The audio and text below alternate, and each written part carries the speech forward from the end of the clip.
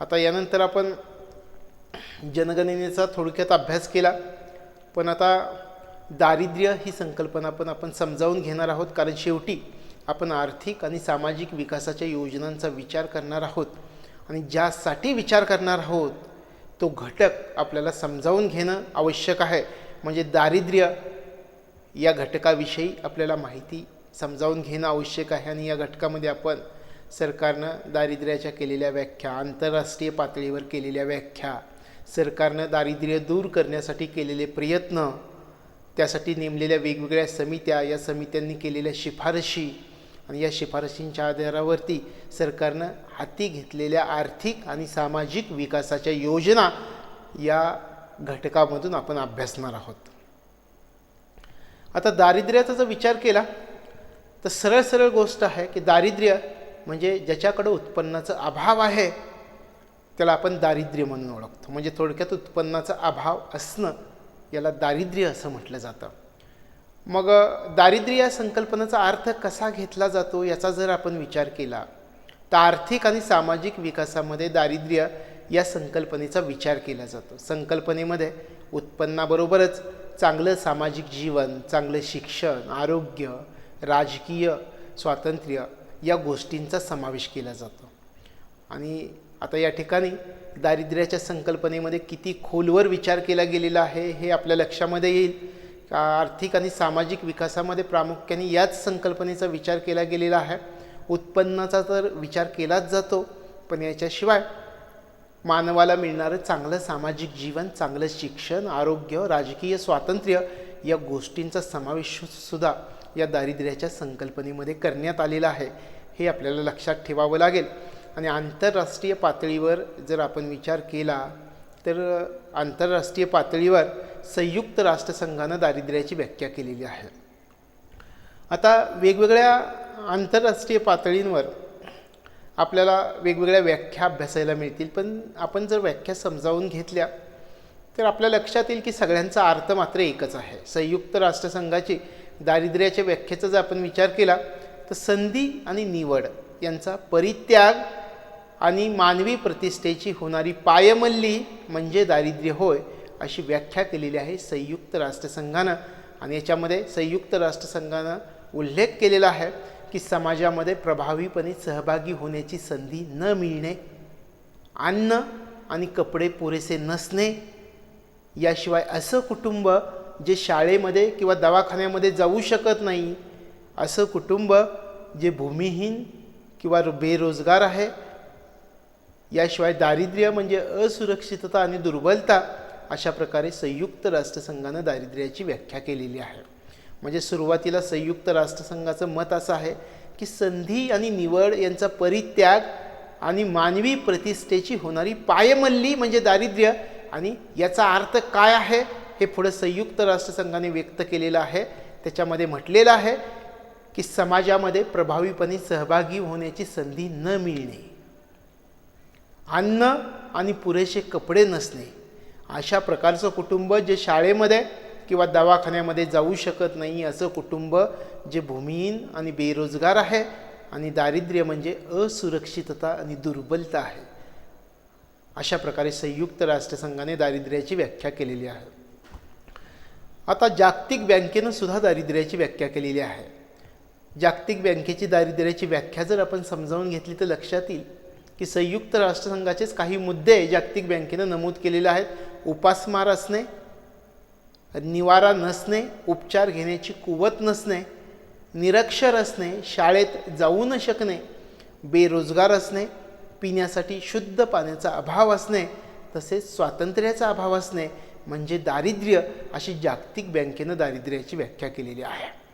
म्हणजे संयुक्त राष्ट्रसंघाची आणि जागतिक बँकेच्या दारिद्र्याची व्याख्या जर आपण तपासून पाहिली तर आपल्याला लक्षात येईल की जवळजवळ सगळे मुद्दे समान आहेत. उपासमार असणं, निवारा नसणं, उपचार घेण्याची कुवत नसणं, निरक्षर असणं, शाळेत जाऊ न शकणं, बेरोजगार असणं, पिण्यासाठी शुद्ध पाण्याचा अभाव असणं आणि स्वातंत्र्याचा अभाव म्हणजे दारिद्र्य, अशी जागतिक बँकेनं दारिद्र्याची व्याख्या केलेली आहे. आता दारिद्र्याच्या बाबतीमध्ये आपल्याला महत्त्वाच्या गोष्टी परीक्षेच्या दृष्टिकोनामधून लक्षात ठेवाव्या लागतील. सुरुवातीला हे समजावून घेऊयात की दारिद्र्याची संकल्पनेमध्ये बदल कसा झाला. म्हणजे दारिद्र्याच्या संकल्पनेमध्ये बदल कसा झाला हे समजावून घेताना सुरुवातीला दारिद्र्याची संकल्पना काय होती हे समजावून घ्यावी लागेल. नंतर त्याच्यामध्ये बदल कसा झाला हे समजावून घेता येईल. भारतामध्ये 2004-2005 पर्यंत दारिद्र्याची संकल्पना म्हणजे उत्पन्नाचा अभाव अशी संकल्पना होती. 2004-2005 पर्यंतची संकल्पना उत्पन्नाचा अभाव अशी संकल्पना दारिद्र्याची होती.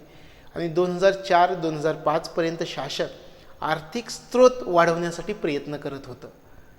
सुरेश तेंडुलकर समितीनं दारिद्र्याची नवीन संकल्पना सुचवली. शासनानं दारिद्र्यविषयक धोरणांमध्ये बदल केलेला आहे आणि शासनानं नवीन धोरणानुसार आर्थिक स्रोत वाढवण्यापेक्षा आर्थिक आणि सामाजिक विकासाकडे लक्ष दिलेलं आहे. आणि हा आहे दारिद्र्याच्या संकल्पनेमधील बदल. म्हणजे सुरुवातीची संकल्पना उत्पन्नाचा अभाव अशी होती, पण आता शासनानं नवीन धोरणानुसार आर्थिक स्रोत वाढवण्यापेक्षा आर्थिक आणि सामाजिक विकासाकडे लक्ष द्यायला सुरुवात केलेली आहे. हा दारिद्र्याच्या संकल्पनेमधील बदल मानला जातो. आता दारिद्र्याच्या संकल्पनेचा अभ्यास करताना कोणत्या संकल्पनांचा विचार केला जातो हे आपण समजावून घेऊयात. दारिद्र्याच्या संकल्पनेचा ज्यावेळी अभ्यास केला जातो त्यावेळी निरपेक्ष आणि सापेक्ष दारिद्र्य या संकल्पना लक्षामध्ये घ्याव्या लागतात. अर्थव्यवस्थेला दारिद्र्यविषयक धोरणं ठरवताना दारिद्र्य रेषेबरोबरच असुरक्षित गटाचा विचार करावा लागतो. दारिद्र्य विशिष्ट निर्देशांक मोजून किंवा प्रत्यक्ष शिरनगती करून 2 पद्धतीनं मोजता येतं. म्हणजे या ठिकाणी आपल्याला लक्षात ठेवायचं आहे, दारिद्र्य किती पद्धतीनं मोजता येतं, तर 2 पद्धतीनं मोजता येतं. त्या 2 पद्धती कोणत्या, तर विशिष्ट निर्देशांक मोजून किंवा प्रत्यक्ष शिरनगती करून या 2 पद्धतीनं दारिद्र्य मोजता येतं. आणि भारतात वेगवेगळे दारिद्र्यविषयक जी धोरणं आहेत ती धोरणं ठरवण्यासाठी शिरनगतीच्या प्रमाणाचा विचार केला जातो. म्हणजे या ठिकाणी आपण पाहिलं की दारिद्र्य 2 पद्धतीनं मोजता येतं आणि या 2 पद्धतीपैकी भारतामध्ये कोणत्या पद्धतीचा वापर केला जातो, तर भारतामध्ये विविध दारिद्र्यविषयक धोरणं ठरवण्यासाठी शिरनगतीच्या प्रमाणाचा विचार केला जातो. यानंतर दारिद्र्यविषयक धोरणं ठरवणं आणि त्याची प्रत्यक्ष अंमलबजावणी कशी केली जाते हे आपण समजावून घेऊयात. सुरुवातीला हे समजावून घेऊयात की दारिद्र्यविषयक धोरण कोणामार्फत ठरवलं जातं. दारिद्र्यविषयक धोरण नियोजन आयोगामार्फत ठरवलं जातं आणि नियोजन आयोगामार्फत दारिद्र्याचं प्रमाण ठरवलं जातं. दारिद्र्यविषयक धोरणांची प्रत्यक्ष अंमलबजावणी ग्रामीण भागामध्ये ग्रामीण मंत्रालय करत असतं आणि दारिद्र्यविषयक धोरणांची प्रत्यक्ष अंमलबजावणी शहरी भागामध्ये आवास आणि शहरी दारिद्र्य निर्मूलन मंत्रालयामार्फत केली जात असते. याशिवाय ग्रामीण भागामध्ये ग्रामीण मंत्रालय दारिद्र्याचं प्रत्यक्ष सर्वेक्षण करत असतं आणि शहरी भागामध्ये आवास आणि शहरी दारिद्र्य निर्मूलन मंत्रालय दारिद्र्याचं प्रत्यक्ष सर्वेक्षण करत असतं. अशा प्रकारे आपल्याला दारिद्र्यविषयक धोरणं कोणामार्फत ठरवली जातात आणि त्यांची प्रत्यक्ष अंमलबजावणी कोण करत असतं हे लक्षामध्ये येईल. त्यानंतर असमानता आणि असुरक्षितता यामधला फरक काय आहे ते आपण समजावून घेऊयात. असमानता म्हणजे सधन आणि निर्धन यामधला जो फरक असतो त्या फरकाला असमानता म्हणून ओळखलं जातं. आणि असुरक्षितता म्हणजे लोकसंख्येतील असा गट असतो जो निर्धन नाही पण निर्धन होण्याचा संभाव्य धोका त्याला आहे, असा गट म्हणजे असुरक्षितता. आता आपण या ठिकाणी समजावून घेऊयात एखादा गट निर्धन होण्याचा धोका कसा असतो. उदाहरणार्थ आपण पाहतो की एखादं नैसर्गिक संकट आलं, आर्थिक संकट आलं, आरोग्याचं संकट आलं तर या गटाला अधिक निर्धन बनवू शकतो. म्हणजे कमी उत्पन्न असणाऱ्या एखाद्या कुटुंबावरती जर आरोग्याचं संकट आलं आणि त्यासाठी जर मोठा खर्च येणार असेल तर तो गट निर्धन बनू शकतो. म्हणजे एखादा गट निर्धन कसा बनू शकतो, तर नैसर्गिक संकट आलं असेल, आर्थिक संकट आलं असेल, आरोग्याचं संकट आलं असेल तर या गटाला जास्त निर्धन असा गट बनू शकतो. आणि अर्थव्यवस्थेला दारिद्र्यविषयक धोरणं ठरवताना या दारिद्र्य रेषेबरोबरच असुरक्षित गटाचा सुद्धा विचार करावा लागत असतो. अशा प्रकारे एखादा गट निर्धन होण्याचा धोका कसा असतो तर याप्रमाणे असतो. आपण या अगोदरच्या संकल्पनेमध्ये निरपेक्ष दारिद्र्य आणि सापेक्ष दारिद्र्य या संकल्पनांचा विचार केलेला होता. पण निरपेक्ष दारिद्र्य आणि सापेक्ष दारिद्र्य म्हणजे काय हे आता आपण समजावून घेऊयात. निरपेक्ष दारिद्र्य याचा जर विचार केला तर यामध्ये दारिद्र्याची मोजणी करताना कोणत्याही निरपेक्ष मानकाचा वापर करतात, याला निरपेक्ष दारिद्र्य असं म्हणतात. आणि मानकं नियोजन आयोग ठरवत असतं. नियोजन आयोग प्रत्येक गणनेच्या वेळी अशी ठराविक मानकं ठरवत असतं आणि भारतामध्ये दारिद्र्य मोजण्यासाठी निरपेक्ष दारिद्र्य विचारामध्ये घेतलं जातं. आता या ठिकाणी आपण उल्लेख केला की ठराविक मानकं ठरवत असतं. म्हणजे काय करत असतं, म्हणजे कॅलरीचा ग्रामीण भागासाठी किती कॅलरी आवश्यक, शहरी भागासाठी किती कॅलरी आवश्यक, अशी जी मानकं ठरवली जातात अशी मानकं नियोजन आयोग ठरवतं. आणि नियोजन आयोग प्रत्येक गणनेच्या वेळी अशी ठराविक मानकं ठरवत असतं आणि भारतामध्ये दारिद्र्य मोजण्यासाठी निरपेक्ष दारिद्र्य विचारामध्ये घेतलं जातं.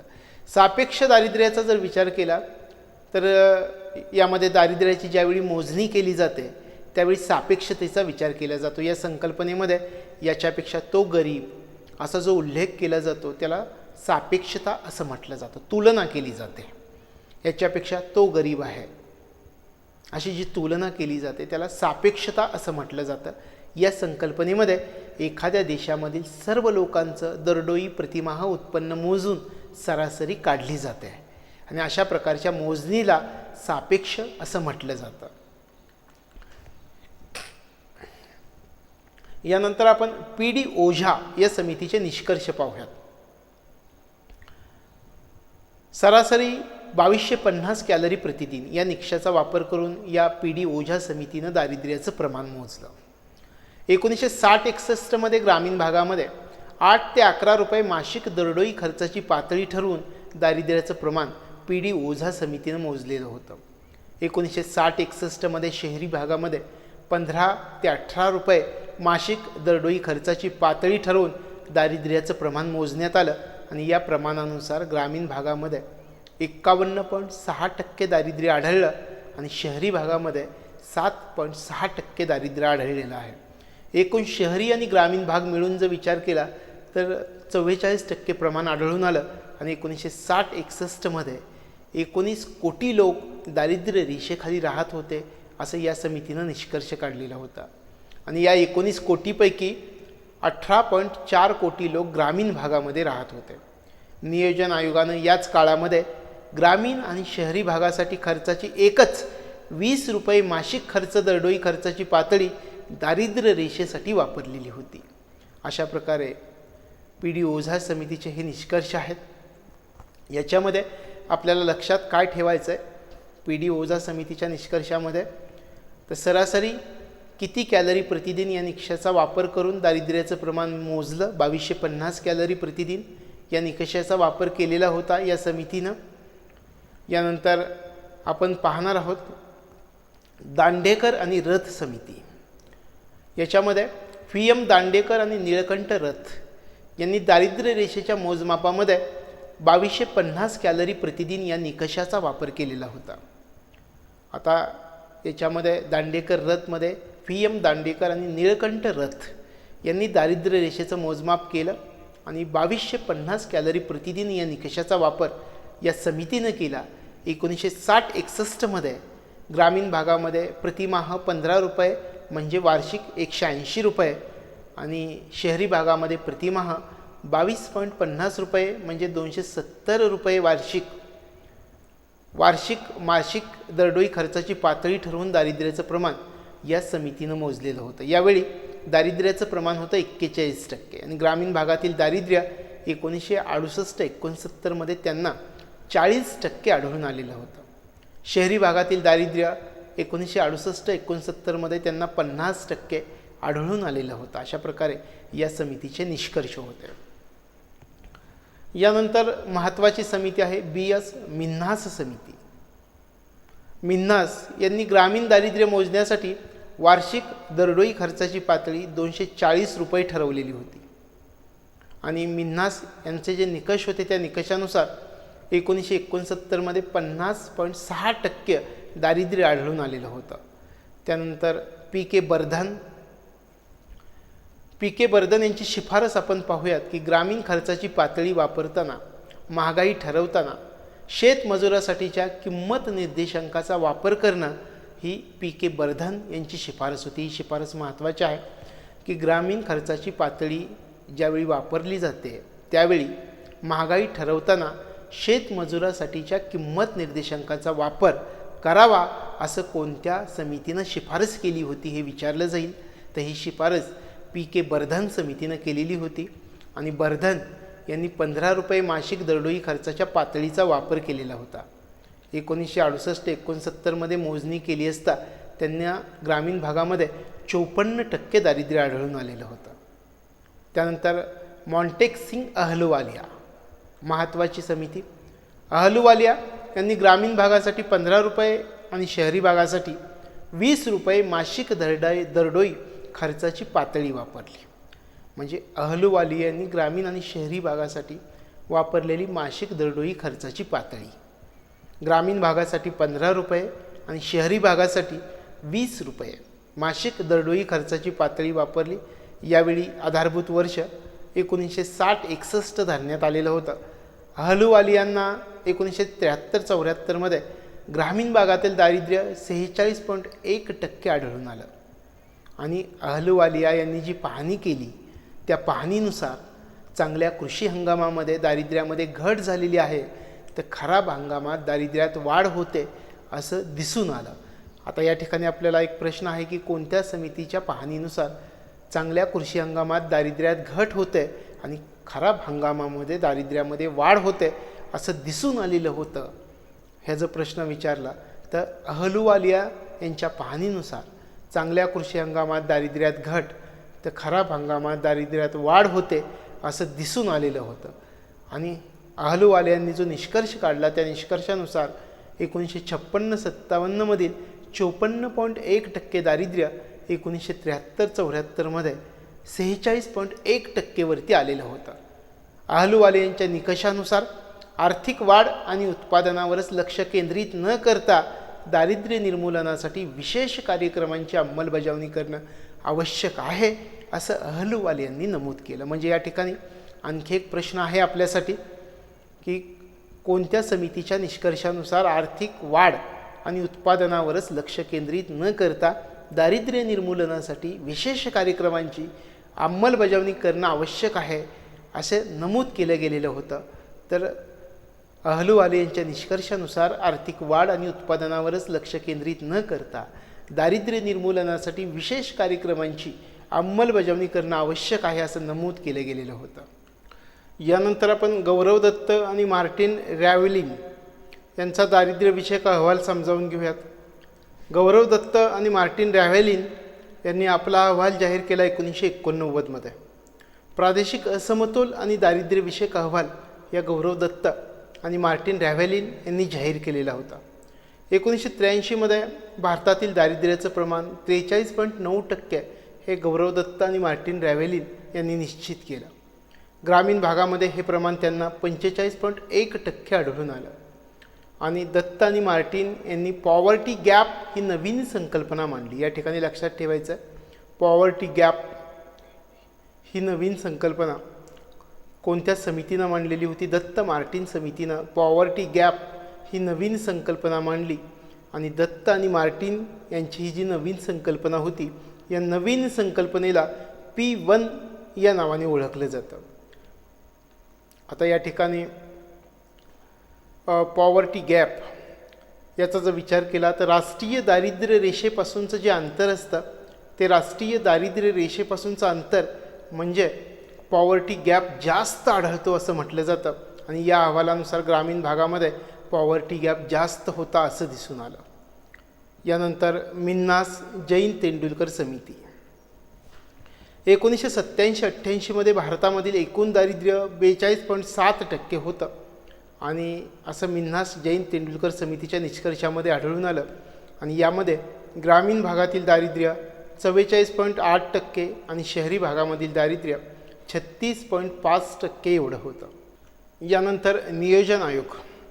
1973 नियोजन आयोगानं दारिद्र्य रेषा ठरवण्यासाठी एका कृती दलाची नेमणूक केली. आता हे कृती दल महत्त्वाचं होतं. कृती दलाच्या सल्ल्यानुसार ग्रामीण भागामध्ये 2400 कॅलरी आणि शहरी भागामध्ये 2100 कॅलरी हा निकष ठरवला गेला. हा निकष आपल्याला लक्षात ठेवावा लागेल. कृती दलाच्या सल्ल्यानुसार जो निकष ठरवला गेला, ग्रामीण भागामध्ये 2400 कॅलरी आणि शहरी भागामध्ये 2100 कॅलरी हा निकष ठरवला गेला. आणि कृती दलानं दारिद्र्याचा निरपेक्ष निकष म्हणून पॉवर्टी लाईन बास्केट ही संकल्पना सुचवली. म्हणजे दारिद्र्याची टोपली असं आपल्याला मराठीमध्ये म्हणता येईल. ही संकल्पना या कृती दलानं दारिद्र्याचा निरपेक्ष निकष म्हणून सुचवलेली होती. 1973-74 कॅलरी मूल्यानुसार ग्रामीण भागामध्ये 49.9 रुपये खर्चाची पातळी ठरवण्यात आली. 1973-74 कॅलरी मूल्यानुसार शहरी भागामध्ये 56.64 रुपये दरडोई प्रतिमाह खर्चाची पातळी ठरवली गेली. आणि या निकषानुसार नियोजन आयोगानं 1973-74 54.9% एवढं दारिद्र्य काढलं. ग्रामीण भागामध्ये ते 56.4% आणि शहरी भागामध्ये ते 49% आढळून आलेलं होतं. अशा प्रकारे आपल्याला नियोजन आयोग या नेमलेल्या कृती दलानं जे निष्कर्ष काढले ते कृती दलाचे निष्कर्ष आपल्याला समजावून घेता येईल. आता नियोजन आयोगानं दारिद्र्याच्या मोजणीची नवीन पद्धत शोधून काढण्यासाठी नेमलेली समिती आपण समजावून घेऊयात. दारिद्र्याच्या मोजणीची नवीन पद्धत शोधून काढता यावी यासाठी 1989 नियोजन आयोगानं DT लाकडावाला यांच्या अध्यक्षतेखाली एक तज्ज्ञ गटाची समिती नेमली. आणि या लकडावाला गटाचा जो अहवाल आला तो अहवाल 1993 जाहीर झाला. लकडावाला गटानं 1973-1974 ग्रामीण खर्चाची पातळी 49.9 रुपयेऐवजी 49 रुपये ठरवली. लकडावाला गटानं 1973-74 शहरी खर्चाची पातळी 56.64 रुपयेऐवजी 57 रुपये ठरवली. आणि 1973-74 पासून 1987-88 पर्यंतची आकडेवारी या लकडावाला गटाने जाहीर केली. आता या तज्ज्ञ गटाच्या सल्ल्यानुसार मागील दारिद्र्याच्या मोजणीचे जे निष्कर्ष आले त्या निष्कर्षामध्ये 1977-88 51.3%, 1983 44.5% आणि 1987-1988 38.9% आढळून आले. अशा प्रकारे नियोजन आयोगानं ही आकडेवारी निश्चित केली. आणि या आकडेवारीवरून 1973-74 दारिद्र्याचं प्रमाण 54.9% एवढं होतं. 1987-88 38.9% म्हणजे हे दारिद्र्याचं प्रमाण 16% कमी झालेलं दिसून आलं.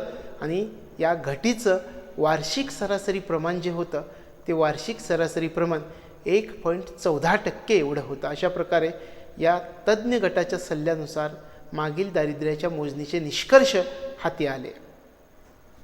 यानंतर 1993-94 दारिद्र्याचे प्रमाण. या पद्धतीनुसार 1993-94 दारिद्र्याचं प्रमाण 36% एवढं दिसून आलं. 1993-1994 दारिद्र्याचं प्रमाण शहरी भागामध्ये 32.4% आणि ग्रामीण भागामध्ये 37.3% होतं.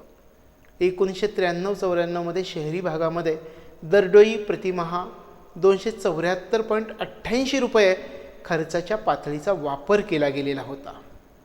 आणि 1993-94 ग्रामीण भागाचा जर विचार केला तर ग्रामीण भागामध्ये 211.30 रुपये खर्चाच्या पातळीचा वापर केला गेला. नियोजन आयोगानं यापुढील दारिद्र्य रेषा ठरवण्यासाठी NSSO म्हणजे नॅशनल सॅम्पल सर्वे ऑर्गनायझेशनच्या 1999-2000 55व्या मोजणीचा आणि 2004-05 61व्या मोजणीचा यावेळी आधार घेतलेला होता. अशा प्रकारे आपल्याला माहिती देता येईल.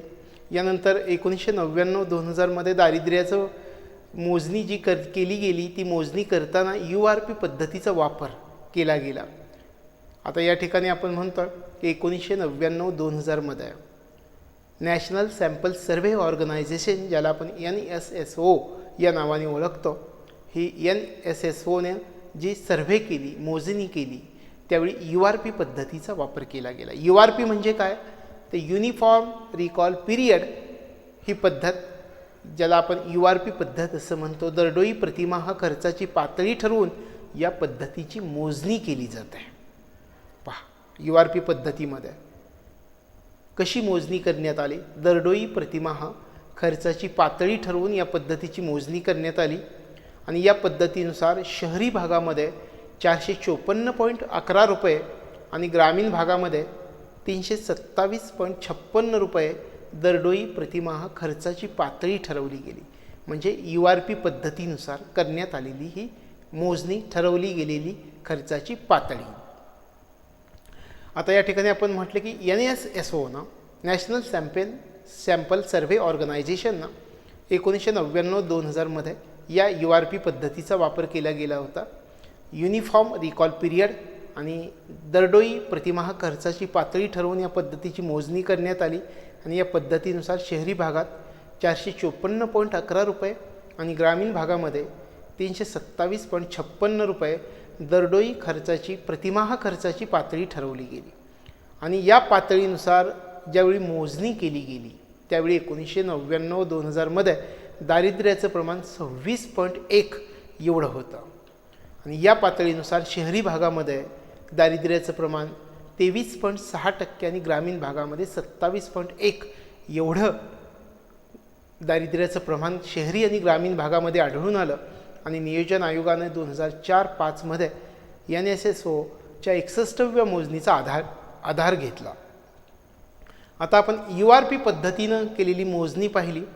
तसंच MRP पद्धतीनुसार 2004-2005 मध्ये एकूण दारिद्र्य मोजलं गेलं. आता या ठिकाणी MRP म्हणजे मिक्स्ड रिकॉल पिरियड, म्हणजे वरील दरडोई खर्च आणि वर्षभरामधून अधूनमधून लागणाऱ्या 5 वस्तू.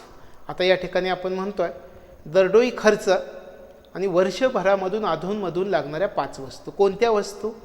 कपडे, चप्पल, शिक्षण, आरोग्य आणि टिकाऊ वस्तू. या वर्षभरामधून अधूनमधून लागणाऱ्या 5 वस्तू आणि या 5 वस्तूंच्या उपभोगावरील खर्चाची नवीन पातळी या MRP पद्धतीमध्ये विचारामध्ये घेतली गेली. म्हणजे MRP पद्धतीमध्ये काय विचारामध्ये घेण्यात आलेलं होतं, तर MRP पद्धतीमध्ये आपण पाहिले की दरडोई खर्च, वर जो आपण पाहिला होता दरडोई खर्च, तो दरडोई खर्च आणि वर्षभरामधून अधूनमधून लागणाऱ्या 5 वस्तू, या 5 वस्तूंच्या उपभोगावरील खर्चाची नवीन पातळी या MRP पद्धतीमध्ये विचारात घेण्यात आली. आणि MRP पद्धतीनुसार 2004-2005 मध्ये एकूण दारिद्र्य 27.5% होतं. MRP पद्धतीनुसार 2004-2005 मध्ये शहरी भागामध्ये दारिद्र्य 25.7% आणि ग्रामीण भागामध्ये 28.3% एवढं होतं. 1973-74 ते 1993-94 पर्यंतची दारिद्र्यविषयक आकडेवारी निश्चित करण्यासाठी नियोजन आयोगानं लकडावाला तज्ज्ञ गटाची पद्धत आणि 1999-2000 आणि 2004-2005 साठी NSSOची URP पद्धत स्वीकारलेली आहे. 2009-10 मधील आकडेवारी निश्चित करण्यासाठी सुरेश तेंडुलकर यांच्या अध्यक्षतेखाली 2009 मध्ये समिती नेमण्यात आलेली होती. आता आपण या ठिकाणी नियोजन आयोगाची आकडेवारी, त्याच्यामध्ये दारिद्र्य लक्षात काय ठेवायचं आहे की दारिद्र्याची जी आकडेवारी आहे त्याच्यामध्ये नियोजन आयोगानं जाहीर केलेली आकडेवारी, त्याच्यामध्ये एकूण दारिद्र्यामधील ग्रामीण दारिद्र्य किती आहे, शहरी दारिद्र्य किती आहे, सुरेश तेंडुलकर समितीनं सुचवलेली दारिद्र्याची आकडेवारी, त्याच्यामधलं एकूण दारिद्र्य किती आहे, त्याच्यामध्ये ग्रामीण दारिद्र्य किती आहे, शहरी दारिद्र्य किती आहे हे लक्षात ठेवायचं. आणि रंगराजन समितीची आकडेवारी ज्याच्यामध्ये एकूण दारिद्र्य आणि एकूण दारिद्र्यामध्ये ग्रामीण दारिद्र्य किती आहे आणि शहरी दारिद्र्य किती आहे. अलीकडच्या काळामधील हे दारिद्र्य आपल्याला लक्षात ठेवावं लागेल. उदाहरणार्थ नियोजन आयोगाने एकूण दारिद्र्य 2004-2005 मध्ये सांगितलेलं होतं 27.5%. यामध्ये ग्रामीण भागामध्ये 28.3 आणि शहरी भागामध्ये 25.7%. रंगराजन समितीचा विचार केला तर रंगराजन समितीच्या आकडेवारीनुसार 2009-10 मध्ये एकूण दारिद्र्य होतं 38.2%. याच्यामध्ये ग्रामीण दारिद्र्य 39.6% आणि शहरी दारिद्र्य 35.1% होतं. 2011-12मध्ये रंगराजन समितीच्या शिफारशीनुसार एकूण दारिद्र्य होतं 29.5%, यामध्ये ग्रामीण दारिद्र्य 30.9% आणि शहरी दारिद्र्य 26.4% एवढं होतं. तेंडुलकर समितीचा जर आपण विचार केला तर तेंडुलकर समितीचं 2009-2010मध्ये एकूण दारिद्र्य होतं 29.8%, यामध्ये ग्रामीण 33.8 आणि शहरी 20.9. त्यानंतर 2011-12मध्ये सुरेश तेंडुलकर समितीनं जी आकडेवारी दिली यानुसार एकूण दारिद्र्य होतं 21.9%, यामध्ये ग्रामीण दारिद्र्य 25.7% आणि शहरी दारिद्र्य 13.7% एवढं होतं. अशा प्रकारे आपल्याला दारिद्र्याचे हे जे आकडेवारी आहे हे लक्षात ठेवावी लागणार आहे. यानंतर आपण सुरेश तेंडुलकर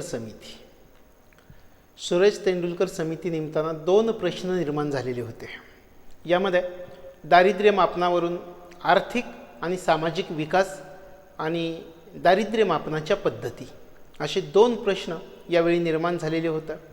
सुरेश तेंडुलकर समितीनं दारिद्र्याच्या मोजणीसाठी नवीन पद्धत सुचवली. सुरेश तेंडुलकर यांनी दारिद्र्याच्या मोजणीसाठी नवीन पद्धतीसाठी पोषण, आरोग्य, कपडे, शिक्षण आणि ऊर्जा या घटकांचा विचार केला. आता सुरेश तेंडुलकर समितीचं मत काय होतं हे आपण पाहूयात. तेंडुलकर समितीनं जुन्या पद्धतीमधील त्रुटी दाखवून दिल्या. ग्रामीण भागामध्ये 2400 कॅलरी आणि शहरी भागामध्ये 2100 कॅलरी मिळवण्यासाठी 1973-74मधील दरडोई खर्चाची पातळी ठरवण्यात आलेली होती. पुढे यामध्ये महागाई निर्देशांक मिळवून मोजणी केली जात होती आणि सुरेश तेंडुलकर समितीच्या मते ही पद्धत जुनी झालेली आहे असं या समितीनं नमूद केलं.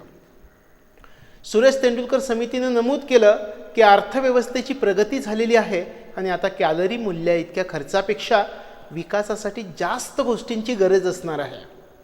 यामुळं खर्चाची नवीन पातळी ठरवण्यासाठी वापरल्या जाणाऱ्या महागाई निर्देशांकामध्ये तफावत आहे आणि या त्रुटींचा विचार करून पॉवर्टी लाईन बास्केट म्हणजे दारिद्र्याच्या टोपलीमध्ये कॅलरी मूल्य मिळवण्याबरोबरच शिक्षण आणि आरोग्यावरील खर्च मोजण्याची शिफारस या तेंडुलकर समितीनं केली. यानंतर 1973-74मधील दारिद्र्य पातळी ठरवताना शिक्षण आणि आरोग्य या घटकावरील खर्चाचा विचार का करण्यात आला नव्हता हा आपण विचार करूयात. कारण तेंडुलकर समितीनं ज्या काही त्रुटी आहेत त्या त्रुटींचा विचार करून सांगितलेलं होतं की पॉवर्टी लाईन बास्केटमध्ये दारिद्र्याच्या टोपलीमध्ये कॅलरी मूल्य मिळवण्याबरोबरच शिक्षण आणि आरोग्य यावरील खर्च मोजण्याची शिफारस केलेली होती. मग प्रश्न असा निर्माण होतो की या अगोदर शिक्षण आणि आरोग्य या घटकावरील खर्चाचा विचार का करण्यात आलेला नव्हता. तर 1973-74मधील दारिद्र्याची पातळी ठरवताना शिक्षण आणि आरोग्य या घटकावरील खर्चाचा विचार केला गेला नव्हता, कारण शिक्षण आणि आरोग्य हे शासन पुरवणार होतं. त्यामुळे 1973-74मधील दारिद्र्याची पातळी ठरवताना शिक्षण आणि आरोग्य या घटकावरील खर्चाचा विचार केला गेलेला नव्हता. यानंतर सुरेश तेंडुलकर समिती या समितीविषयी आपण माहिती समजावून घेऊयात. दारिद्र्य मापनावरून आर्थिक आणि सामाजिक विकास आणि दारिद्र्य मापनाची पद्धती असे 2 प्रश्न निर्माण झालेले होते. म्हणजे या ठिकाणी कोणते 2 प्रश्न निर्माण झालेले होते हे सुरुवातीला आपल्याला लक्षात घ्यावं लागेल. दारिद्र्य मापनावरून आर्थिक आणि सामाजिक विकास आणि दारिद्र्य मापनाची पद्धत असे 2 प्रश्न निर्माण झालेले होते आणि सुरेश तेंडुलकर यांनी दारिद्र्याच्या मोजणीसाठी नवीन पद्धत सुचवली. सुरेश तेंडुलकर यांनी दारिद्र्याची मोजणी करण्यासाठी नवीन पद्धतीसाठी पोषण, आरोग्य, कपडे, शिक्षण, ऊर्जा या घटकांचा विचार केला. म्हणजे या ठिकाणी सुरेश तेंडुलकर समितीनं दारिद्र्याच्या मोजण्यासाठी जी नवीन पद्धती सुचवलेली होती त्या नवीन पद्धतीसाठी कोणत्या घटकांचा विचार केलेला होता हे आपल्याला परीक्षेच्या दृष्टीनं महत्त्वाचं आहे. तर यामध्ये पोषण, आरोग्य, कपडे, शिक्षण, ऊर्जा या घटकांचा विचार या सुरेश तेंडुलकर समितीनं दारिद्र्य मोजणीसाठी नवीन पद्धतीसाठी केलेला होता. आता तेंडुलकर समितीचं मत काय होतं ते आपण समजावून घेऊयात. तेंडुलकर समितीनं जुनी जी पद्धत होती त्या जुन्या पद्धतीमध्ये त्रुटी दाखवून दिल्या. ग्रामीण भागामध्ये 2400 कॅलरी आणि शहरी भागामध्ये 2100 कॅलरी मिळवण्यासाठी 1973-74मधली दरडोई खर्चाची पातळी ठरवली गेलेली होती आणि पुढे यामध्ये महागाई निर्देशांक मिळवून मोजणी केली जात होती. ही पद्धत जुनी झालेली आहे असं तेंडुलकर समितीनं नमूद केलं. तेंडुलकर समितीच्या मते आता अर्थव्यवस्थेची प्रगती झालेली आहे आणि आता कॅलरी मूल्या इतक्या खर्चापेक्षा विकासासाठी जास्त गोष्टींची गरज आहे. यामध्ये खर्चाची नवीन पातळी ठरवण्यासाठी वापरल्या जाणाऱ्या महागाई निर्देशांकामध्ये तफावत आहे असं तेंडुलकर समितीने सुचवलं. आणि ह्या सगळ्या त्रुटींचा विचार करून पॉवर्टी लाईन बास्केट म्हणजे दारिद्र्याची टोपली यामध्ये कॅलरी मूल्ये मिळवण्याबरोबरच शिक्षण आणि आरोग्यावरील खर्च मोजण्याची शिफारस तेंडुलकर समितीनं केलेली होती. आता आपण 1973-74 मधील दारिद्र्य पातळी ठरवताना शिक्षण आणि आरोग्य या घटकावरील खर्चाचा विचार का करण्यात आलेला नव्हता हे आपण समजावून घेऊयात. कारण ज्या काही त्रुटी होत्या त्या त्रुटींचा विचार करून पॉवर्टी लाईन बास्केट म्हणजे दारिद्र्याच्या टोपलीमध्ये कॅलरी मूल्ये मिळवण्याबरोबरच शिक्षण आणि आरोग्यावरील खर्च मोजण्याची शिफारस तेंडुलकर समितीनं केलेली होती. म्हणजेच या अगोदर शिक्षण आणि आरोग्य या घटकांचा विचार केला जात नव्हता. तर 1973-74 मधील दारिद्र्य पातळी ठरवताना शिक्षण आणि आरोग्य या घटकावरील खर्चाचा विचार का करण्यात आला नव्हता हे आपण विचारामध्ये घेऊ. 1973-74 मधील दारिद्र्य पातळी ठरवताना शिक्षण आणि आरोग्य या घटकांवरील खर्चाचा विचार केला गेला नव्हता. कारण शिक्षण आणि आरोग्य हे शासन पुरवणार होतं, म्हणून या घटकांचा विचार केला गेलेला नव्हता. यानंतर तेंडुलकर समितीनं URP पद्धतीनुसार वाढवलेली खर्चाची पातळी आपण समजावून घेऊयात. 2004-2005 मध्ये फक्त विशिष्ट कॅलरी मिळवण्यासाठी खर्चाची पातळी URP पद्धतीनुसार ग्रामीण आणि शहरी भागासाठी अनुक्रमे 356.30 रुपये आणि 538.60 रुपये एवढी होती. तेंडुलकर समितीनं शिक्षण आणि आरोग्याच्या खर्चाचा समावेश करून URP पद्धतीनुसार ग्रामीण आणि शहरी भागासाठी खर्चाची पातळी अनुक्रमे 446.68 रुपये आणि 578.80 रुपये ठरवलेली होती. यानंतर तेंडुलकर समितीचे 2004-05 मधील दारिद्र्याचे अंदाज आपण समजावून घेऊयात. 2004-05 मधील दारिद्र्याचं प्रमाण तेंडुलकर समितीनं 37.2% निश्चित केलं. दारिद्र्याचं प्रमाण शहरी भागामध्ये हे प्रमाण 25.5% आणि ग्रामीण भागामध्ये ते 41.8% एवढं होतं. 2009-10 मध्ये तेंडुलकर समितीनं ग्रामीण आणि शहरी भागासाठी ठरवलेली दरडोई प्रतिमाह खर्चाच्या पातळीचा जर आपण विचार केला तर 2009-10 मध्ये तेंडुलकर समितीनं ग्रामीण आणि शहरी भागासाठी दरडोई प्रतिमाह खर्चाची पातळी अनुक्रमे 672.80 रुपये आणि 859.60 रुपये म्हणजे प्रतिदिन खर्चाची पातळी अनुक्रमे 22.42 रुपये म्हणजेच 28 आणि 28.65 रुपये ठरवली. म्हणजे या ठिकाणी 2009-2010 मध्ये तेंडुलकर समितीनं ग्रामीण आणि शहरी भागासाठी दरडोई प्रतिमाह खर्चाची पातळी किती ठरवली तर ग्रामीण भागासाठी या ठिकाणी 672.80 रुपये म्हणजे प्रतिदिन 22.42 रुपये आणि शहरी भागासाठी प्रतिमाहा 859.60 रुपये म्हणजे प्रतिदिन 28.65 रुपये ही पातळी ठरवलेली होती. आणि तेंडुलकर समितीचं 2009-2010 मधील दारिद्र्याचे अंदाज जर आपण पाहिले तर तेंडुलकर समितीला 2009-2010 मध्ये दारिद्र्याचं प्रमाण 29.8% आढळून आलं आणि दारिद्र्याचं प्रमाण शहरी भागामध्ये 20.9% आणि ग्रामीण भागामध्ये 33.8% असं होतं. यानंतर 2011-2012 मध्ये तेंडुलकर समितीनं ग्रामीण आणि शहरी भागासाठी ठरवलेली दरडोई प्रतिमाह खर्चाची पातळी आपण समजावून घेऊयात. 2011-12 मध्ये तेंडुलकर समितीनं ग्रामीण आणि शहरी भागासाठी दरडोई प्रतिमाह खर्चाची पातळी अनुक्रमे 816 रुपये आणि 1000 रुपये ठरवण्यात आली. या ठिकाणी ग्रामीण भागासाठी दरडोई प्रतिमाह खर्चाची पातळी 816 रुपये आणि शहरी भागासाठी दरडोई प्रतिमाह खर्चाची पातळी 1000 रुपये 2011-12 मध्ये ठरवली गेलेली होती. आणि 2011-2012चे जे निकष होते या निकषांनुसार सर्वाधिक दारिद्र्य रेषेखालील लोकसंख्या उत्तर प्रदेशामध्ये, यानंतर बिहार, मध्य प्रदेश, महाराष्ट्र, पश्चिम बंगाल यांचा क्रमांक लागतो.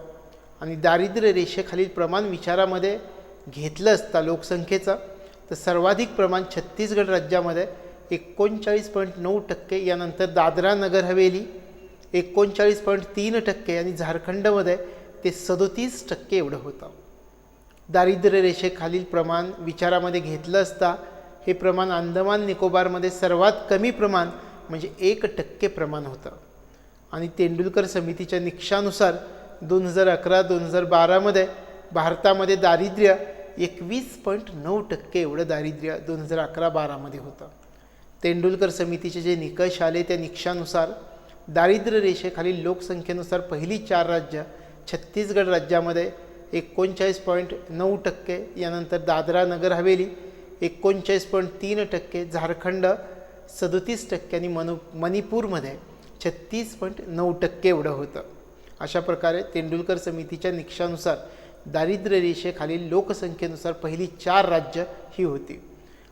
तेंडुलकर समितीच्या निकषानुसार दारिद्र्य रेषेखालील लोकसंख्येनुसार शेवटच्या 4 राज्यांचा विचार केला, त्याच्यामध्ये अंदमान निकोबार संघराज्य प्रदेश 1%, यानंतर लक्षद्वीप 2.8% आणि गोवा 5.1% आणि केरळ 7.1%. अशा प्रकारे तेंडुलकर समितीच्या निकषानुसार दारिद्र्य रेषेखालील लोकसंख्येनुसार शेवटची 4 राज्य अथवा संघराज्य प्रदेश, याच्यामध्ये अंदमान निकोबार संघराज्य प्रदेश सर्वात शेवट म्हणजे फक्त 1% दारिद्र्य, यानंतर लक्षद्वीप 2.8% आणि गोवा 5.1% आणि केरळ 7.1%, याप्रमाणे क्रमांक लागतो. तेंडुलकर समितीच्या निकषानुसार दारिद्र्य रेषेखालील लोकसंख्येनुसार महाराष्ट्राचा 17.4% म्हणजे 16वा क्रमांक आहे, या ठिकाणी लक्षात ठेवावं. त्यानंतर सी रंगराजन समितीची नेमणूक आपण समजावून घेऊयात. तेंडुलकर समितीचे निष्कर्ष आणि सध्याचे दारिद्र्य यांचं परीक्षण करून शासनानं नवीन अहवाल सादर करण्यासाठी 24 मे 2012 सी रंगराजन यांच्या अध्यक्षतेखाली समितीची नेमणूक केली. या समितीमध्ये डॉक्टर महेंद्र देव, डॉक्टर के सुंदरम, डॉक्टर महेश व्यास, श्री KL दत्ता हे या समितीमध्ये इतर सदस्य होते. 3 जून 2014 या समितीनं आपला अहवाल शासनाला सादर केला.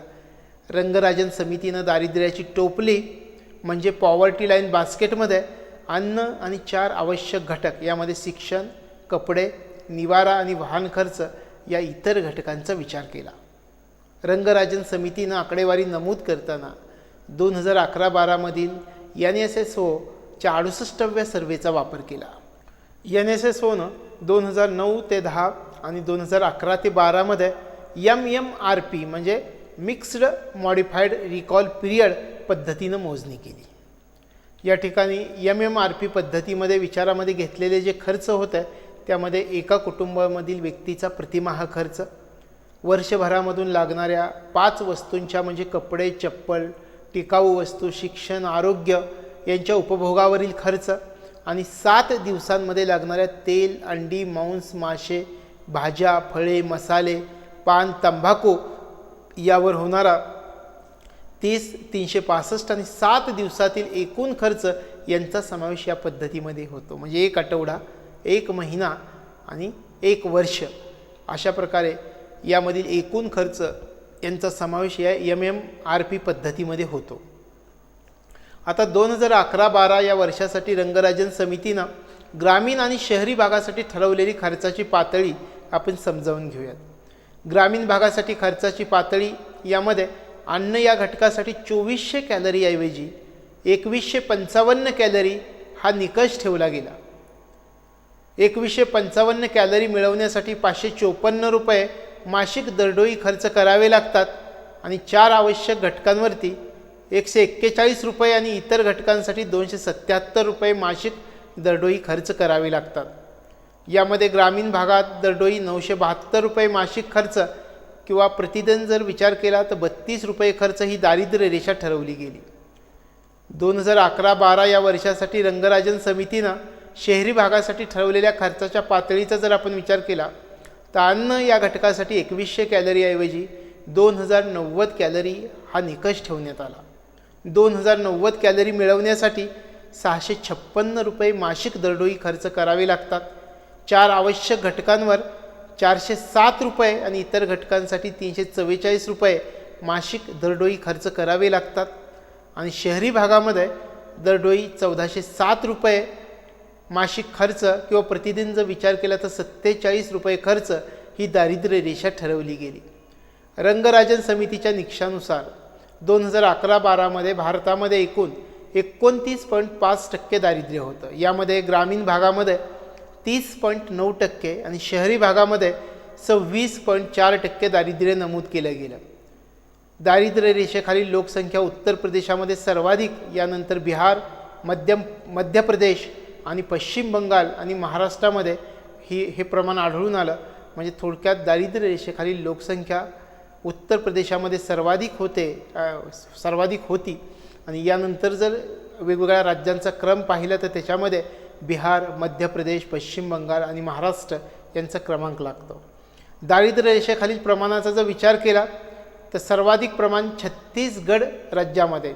आता या ठिकाणी सर्वाधिक प्रमाण लोकसंख्येच्या प्रमाणाचा विचार केला तर सर्वाधिक प्रमाण छत्तीसगड राज्यामध्ये 47.9%, मणिपूर 46.7% आणि ओरिसामध्ये 45.9% एवढं होतं. दारिद्र्य रेषेखालील प्रमाणाचा विचार केल्यास सर्वात कमी प्रमाण अंदमान निकोबारमध्ये 6% होतं. रंगराजन समितीच्या निकषानुसार दारिद्र्य रेषेखालील लोकसंख्येनुसार पहिली 4 राज्य याच्यामध्ये छत्तीसगड राज्यामध्ये 47.9%, यानंतर मणिपूर 46.7%, ओरिसामध्ये 45.9% आणि मध्य प्रदेश 44.3% एवढं होतं. रंगराजन समितीचे जे निकष आले त्या निकषानुसार दारिद्र्य रेषेखालील लोकसंख्येनुसार शेवटची 4 राज्य अथवा संघराज्य प्रदेश अंदमान आणि निकोबार संघराज्य प्रदेशामध्ये 6%, यानंतर गोवा 6.3%, लक्षद्वीप 6.5% आणि पॉंडिचेरी 7.7% एवढं दारिद्र्य होतं. रंगराजन समितीच्या निकषानुसार दारिद्र्य रेषेखालील लोकसंख्येनुसार महाराष्ट्राचा 20% म्हणजे 20वा क्रमांक आहे. यानंतर आपण नीती आयोग कार्यदल या कार्यदलाविषयी माहिती समजावून घेऊयात. दारिद्र्य निर्मूलन हा उद्देश ठेवून भारत सरकारनं नीती आयोगाअंतर्गत task force on elimination of poverty in India या कार्यदलाची नेमणूक 16 मार्च 2015 केली. या समितीनं 30 ऑक्टोबर 2015 आपला अहवाल सादर करायचा आहे आणि नीती आयोगाचे उपाध्यक्ष श्री अरविंद पनगारिया या कार्यदलाचे अध्यक्ष आहेत. या आयोगामध्ये जे सदस्य आहेत त्यांच्यामध्ये नीती आयोगाचे श्री विवेक देबरॉय, याशिवाय doctor Ratin Roy, doctor Surjit Bhalla, doctor TCA Anant या इतर सदस्यांचा समावेश होतो. म्हणजे आयोगाच्या सदस्यामध्ये नीती आयोगाच्या एका सदस्याचा आणि इतर 3 सदस्यांचा समावेश आहे. नीती आयोगाचे श्री विवेक देबरॉय, यानंतर इतर सदस्यांमध्ये डॉक्टर रतीन रॉय, डॉक्टर सुरजित भल्ला आणि डॉक्टर TCA अनंत या इतर सदस्यांचा समावेश या आयोगामध्ये आहे. आणि भारत सरकारच्या वेगवेगळ्या 9 विभागांचे सचिव या कार्यदलाचे सदस्य म्हणून कार्यरत आहेत. आता नीती आयोग कार्यदलाकडे सोपवण्यात आलेले विषय आपण समजावून घेऊयात. या नीती आयोग कार्यदलाकडे जे विषय सोपवण्यात आले त्यामध्ये केंद्रीय मंत्रालय आणि राज्य शासनाच्या कार्यालयांमध्ये समन्वयासाठी पद्धत सुचवणं, दारिद्र्याची कार्यात्मक व्याख्या नमूद करणं, दारिद्र्य निर्मूलनाचा आराखडा निर्माण करणं, दारिद्र्य निर्मूलनाचं धोरण सुचवणं, दारिद्र्य निर्मूलनाच्या योजनांमध्ये बदल सुचवणं, संपूर्ण देशासाठी मार्गदर्शक असं दारिद्र्य निर्मूलनाचे कार्यक्रम शोधणे, अशा प्रकारे या नीती आयोग कार्यदलाकडे सोपवण्यात आलेले विषय म्हणून या विषयांचा आपल्याला उल्लेख करता येईल. यानंतर आपण जागतिक बँकेचा दारिद्र्यविषयक अहवाल समजावून घेऊयात. जागतिक बँकेनं 1981 दारिद्र्य रेषा निश्चितीसाठीचं प्रमाण प्रति व्यक्ती प्रतिदिन $1 क्रयशक्ती म्हणजे PPP आपण ज्याला म्हणतो पर्चेसिंग पॉवर पॅरिटी ठरवली. या ठिकाणी सुरुवातीला आपण उल्लेख केला जागतिक बँकेनं 1981 दारिद्र्य रेषा निश्चितीसाठीचं प्रमाण प्रति व्यक्ती प्रतिदिन $1 क्रयशक्ती ठरवलं आणि या निकषानुसार जगामध्ये 52% दारिद्र्य आहे असं आढळून आलं आणि या निकषानुसार भारतामध्ये 60% दारिद्र्य आढळून आलं. त्यानंतर 1993 नवीन निकषांचा जर विचार केला तर 1993मध्ये या क्रयशक्तीचं प्रमाण $1.8 आणि 2005मध्ये $1.25 एवढं वाढवलं गेलं. नवीन निकषानुसार जागतिक बँकेला 2005मध्ये जागतिक दारिद्र्य रेषेखालील लोकांचं प्रमाण 26% दिसून आलं. भारतामध्ये हे प्रमाण जागतिक बँकेच्या निकषानुसार 42% आणि थोडक्यात आपल्याला 41.8% एवढं प्रमाण जागतिक बँकेच्या निकषानुसार भारतामध्ये होतं. या काळामध्ये भारतातील दारिद्र्य रेषेखालील लोकांची संख्या $1.25 प्रतिदिन प्रतिव्यक्ती निकषानुसार 46.1 कोटी एवढी होती असं दिसून आलेलं आहे. त्यानंतर ग्रामीण विकास मंत्रालय, ज्याला आपण मिनिस्ट्री ऑफ रूरल डेव्हलपमेंट या नावाने ओळखतो, ग्रामीण भागातील विविध योजना राबवण्यासाठी मंत्रालयाला दारिद्र्य रेषेखालील कुटुंब शोधून काढावी लागतात. आणि 1992मध्ये ग्रामीण मंत्रालयानं वार्षिक ₹11,000 उत्पन्नाची पातळी ठरवून ग्रामीण भागातील कुटुंबांचं सर्वेक्षण केलं. यावेळी 52.5% दारिद्र्य दिसून आलं. 1997मध्ये ग्रामीण मंत्रालयानं पुन्हा सर्वेक्षण केलं आणि 1997मध्ये जे निकष आले त्या निकषानुसार नियोजन आयोगानं घालून दिलेल्या दरडोई मासिक खर्चाची पातळी ठरवून ग्रामीण भागातील कुटुंबाचं सर्वेक्षण करण्यात आलं आणि यावेळी मंत्रालयाला 41.1% दारिद्र्य आढळलं. यावेळीचे निकष असे होते की ज्या कुटुंबाकडं पक्कं घर, चांगलं उत्पन्न, जमीन, टिकाऊ ग्राहक वस्तू किंवा मोठी कृषी अवजारं असतील अशी कुटुंब दारिद्र्य रेषेच्या वर समजली जातील असे निकष यावेळी होते.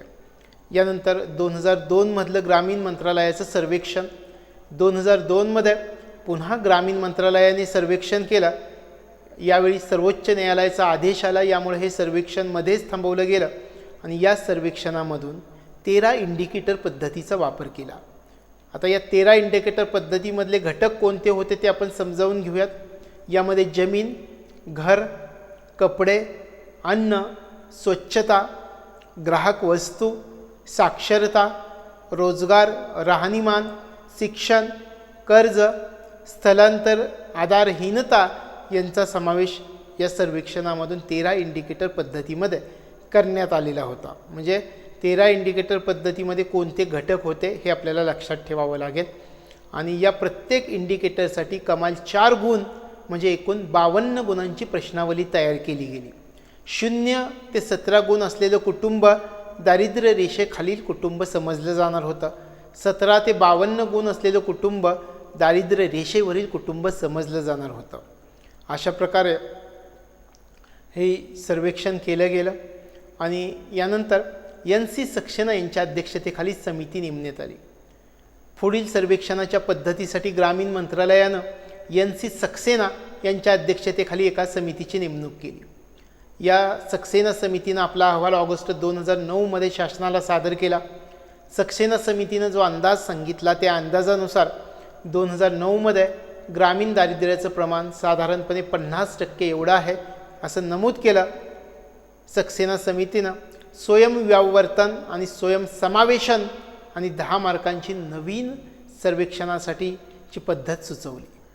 यानंतर सक्सेना समितीनं सुचवलेल्या स्वयंव्यावर्तन आणि स्वयंसमावेशन याचा नेमका अर्थ आपण समजावून घेऊयात. सुरुवातीला स्वयंव्यावर्तन म्हणजे काय हे समजावून घेऊयात. यामध्ये सरासरी जमीन धारण्यापेक्षा दुप्पट जमीन असणारे, 3 चाकी किंवा 4 चाकी वाहन असणारे, कृषी यंत्र असणारे, उदाहरणार्थ ट्रॅक्टर, मळणी यंत्र असणारे, 10,000पेक्षा जास्त मासिक उत्पन्न कमवणारा सदस्य असणारे, आयकर भरणारे अशी कुटुंब आपोआप दारिद्र्य रेषेवरील समजली जाणार होती.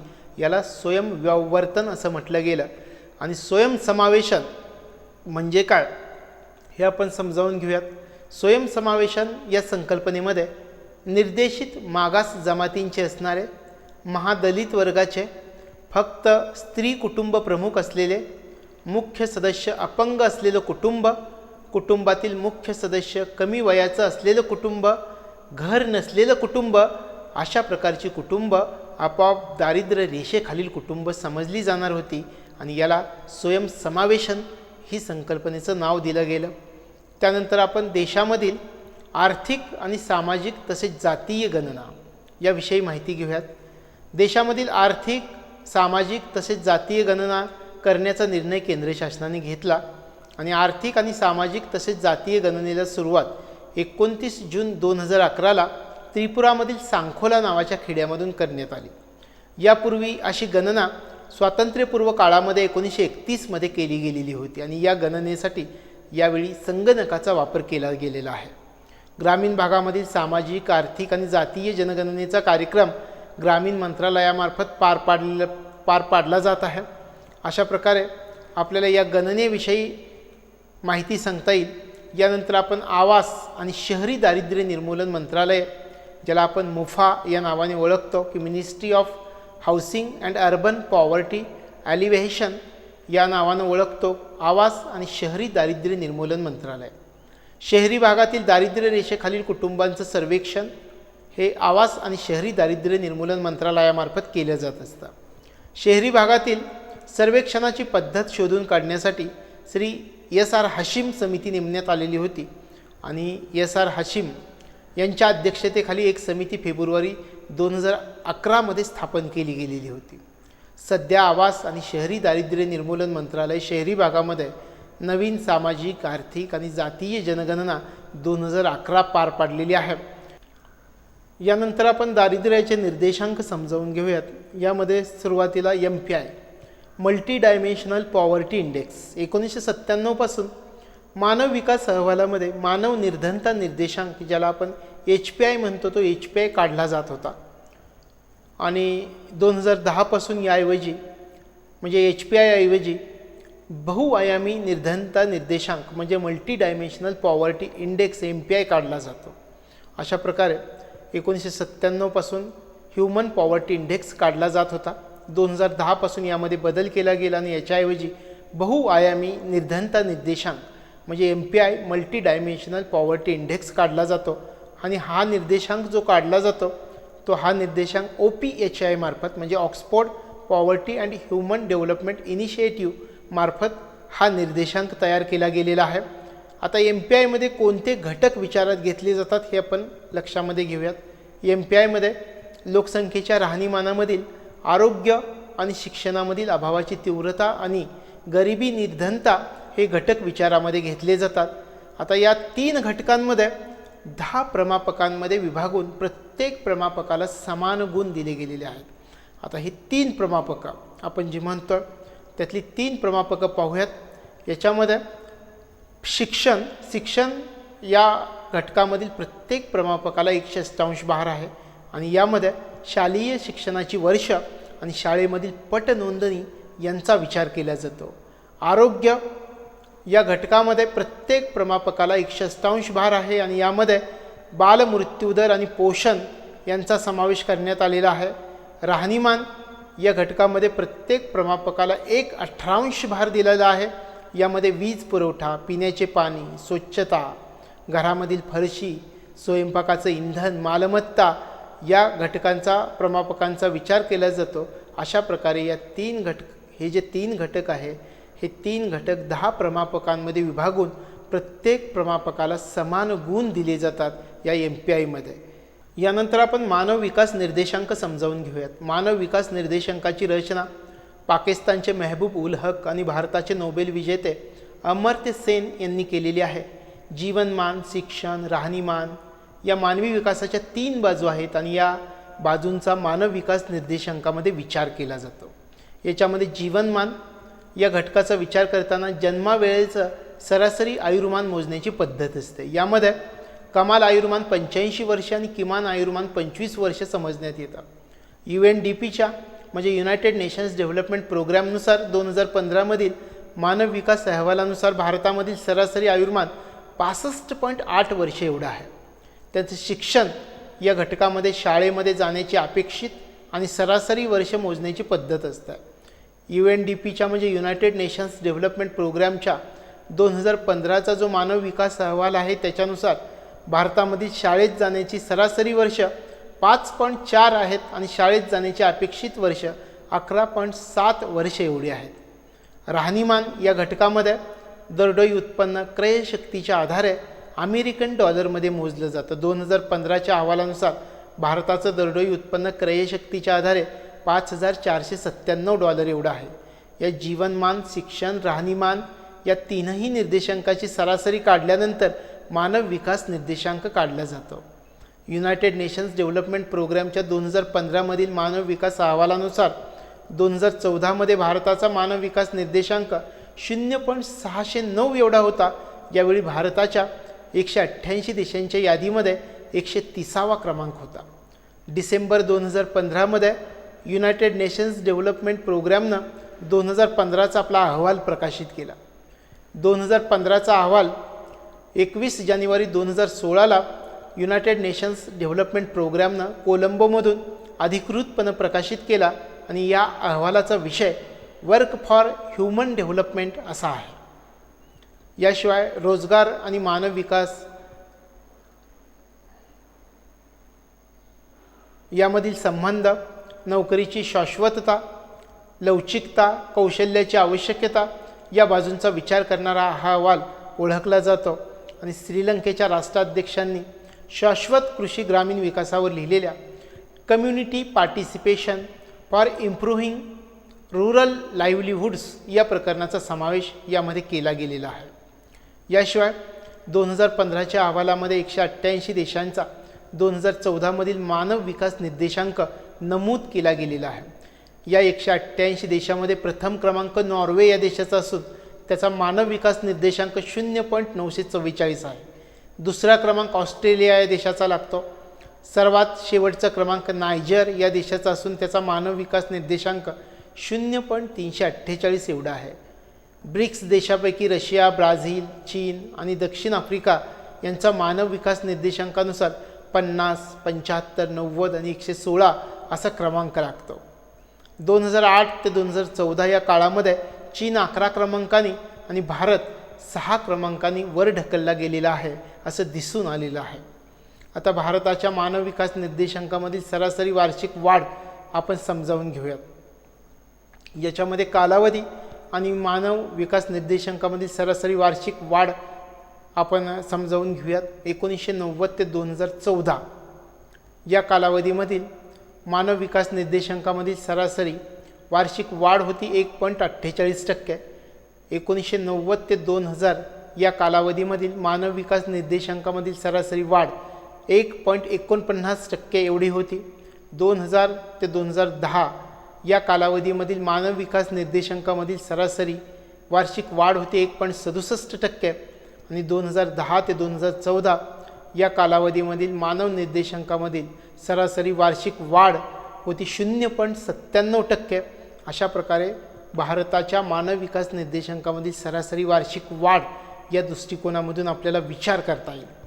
आता UNDPच्या निर्देशांक जो होता त्या निर्देशांकाच्या आधारे जगामधील वेगवेगळ्या देशांचे 4 गट पाडले गेलेले आहेत आणि या 4 गटापैकी भारताचा समावेश मध्यम विकास निर्देशांक या गटामध्ये केला जातो.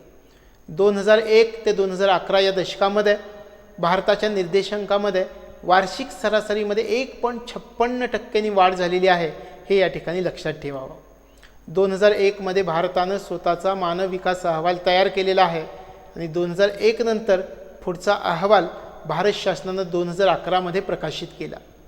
भारताने स्वतःच्या तयार केलेल्या मानव विकास अहवालानुसार 2001च्या तुलनेमध्ये 2011 भारताच्या मानव विकास निर्देशांकामध्ये 21% वाढ झालेली आहे. भारताच्या 2011 मानव विकास अहवालानुसार पुरुषांचं सरासरी आयुर्मान 67.3 वर्ष तर स्त्रियांचं सरासरी आयुर्मान 69.3 वर्ष एवढं आहे. शिक्षण निर्देशांकानुसार 2011 भारतातील साक्षरतेचा दर 74% एवढा होता. राहणीमान निर्देशांकानुसार 2011 दरडोई उपभोग्य बाबींवरील वास्तविक खर्च 53,331 रुपये एवढा होता. आणि याचं जर मूल्यमापन आपण केलं तर आत्तापर्यंतच्या मानव विकास निर्देशांकानुसार असं दिसून येतं की भारताच्या मानव विकास अहवालामधील 3ही निर्देशांक असमाधानकारक आहेत. आणि यावरून अर्थव्यवस्थेचं जर मूल्यमापन केलं तर असं दिसून येतं की भारतीय अर्थव्यवस्था गतिमान झालेली जरी दिसून येत असली तर विकास झालेला अजून दिसून येत नाही. जीवनमान, शिक्षण, राहणीमान या 3ही गटामधील विकासांमध्ये अजूनही तफावत दिसून येत आहे. आता मानव विकास निर्देशांक 0 ते 1च्या दरम्यान असतो.